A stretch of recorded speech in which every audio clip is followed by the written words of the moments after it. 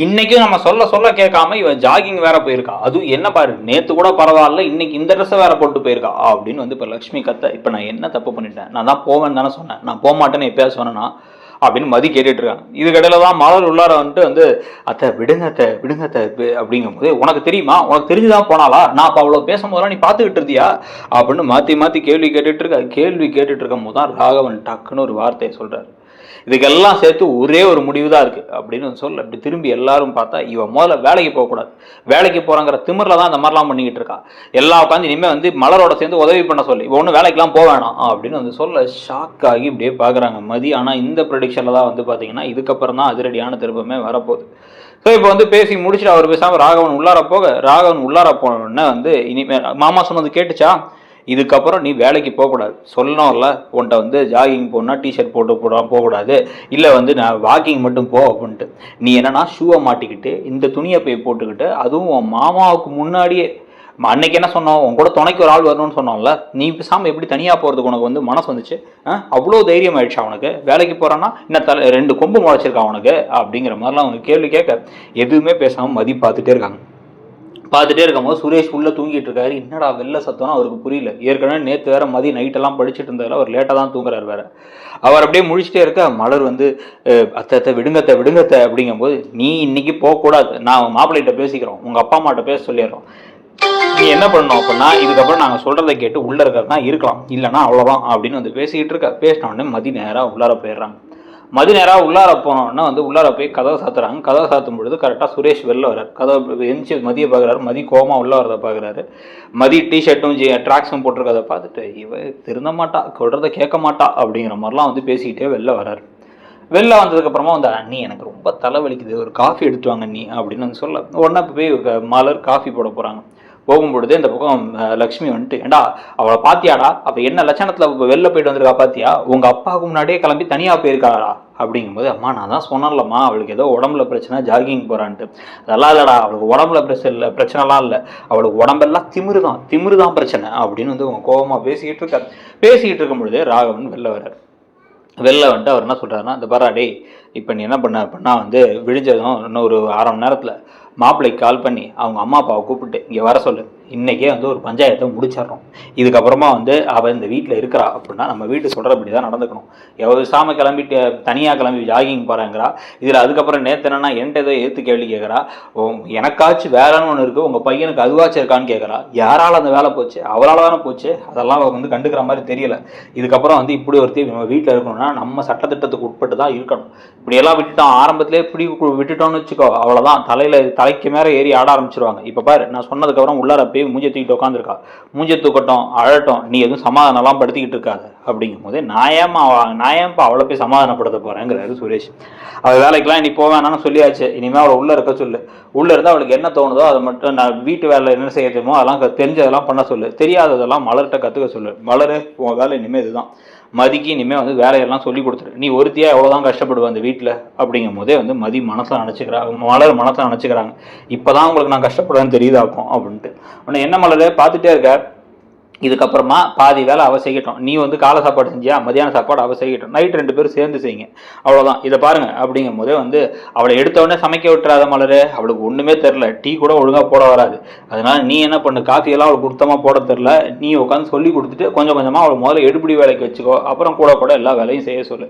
20,000 சம்பளம் வந்து இந்த வீடை ஒன்று அப்படியே வந்து திடீர்னு மாடமாழியாக மாற போகிறதில்ல அப்படின்னு வந்து பேசிகிட்டு இருக்கும் பொழுதே வந்து தங்கராஜுக்கு மாப்பிள்ளைக்கு கால் பண்ணிடுறியா அப்படிங்க. மாப்பிள்ளைக்கு கால் பண்ணுறாரு.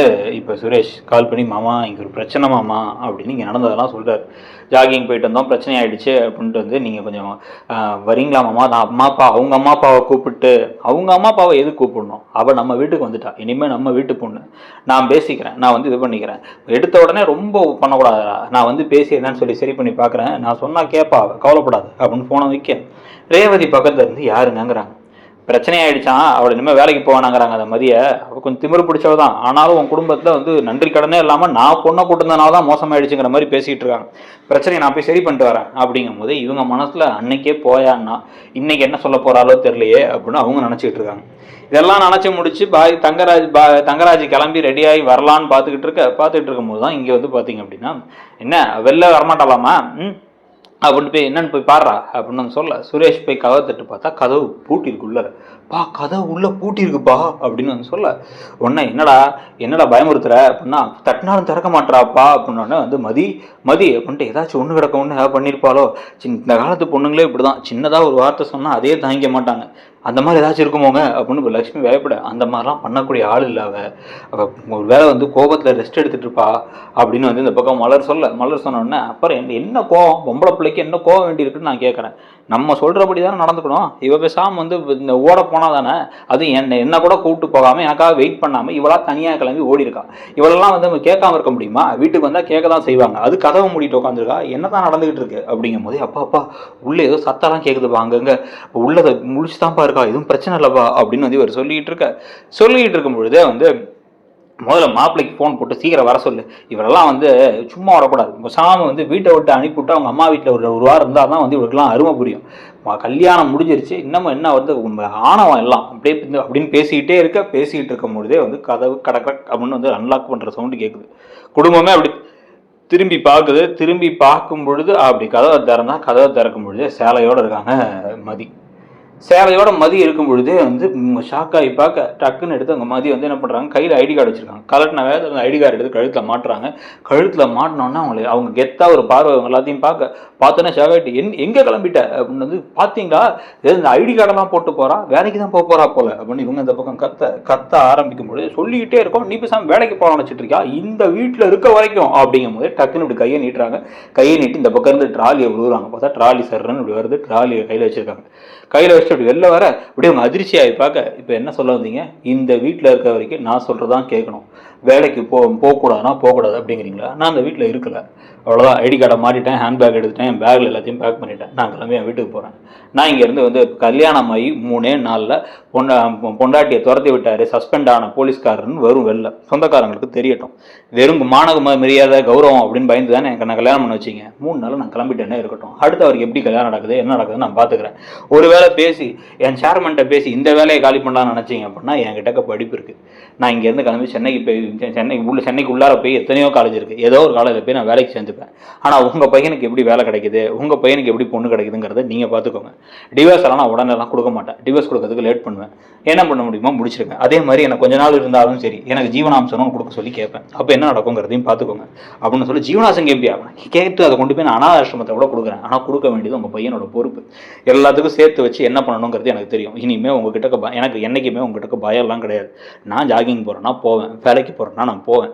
அதில் நீங்கள் சும்மா கேட்குறதுல உங்களுக்கு வந்து காமனாக சில விஷயங்கள் எல்லாரும் சேர்ந்து முடிவெடுக்கணும்னா எடுக்கலாம். ஏன் தனிப்பட்ட வாழ்க்கையில் முடிவெடுக்கிறதுக்கு நீங்கள் யாருமே கிடையாது, புரியுதா? அப்படின்ட்டு வந்து எனக்கு படிப்பு இருக்குது, எனக்கு வேலை இருக்குது, எனக்கு தன்னம்பிக்கை இருக்குது அப்படின்ட்டு அவங்க கிளம்ப என்னங்க அப்படின்னா அவங்க சிறு முடிக்கிற மாதிரி இருந்தால் எப்படி இருக்கும்னு நினைக்கிறீங்கிறத சொல்லிட்டு அப்படியே மறக்காம இடம் பொருள் சேனலையும் சப்ஸ்கிரைப் பண்ணிக்கோங்க. தேங்க்யூ.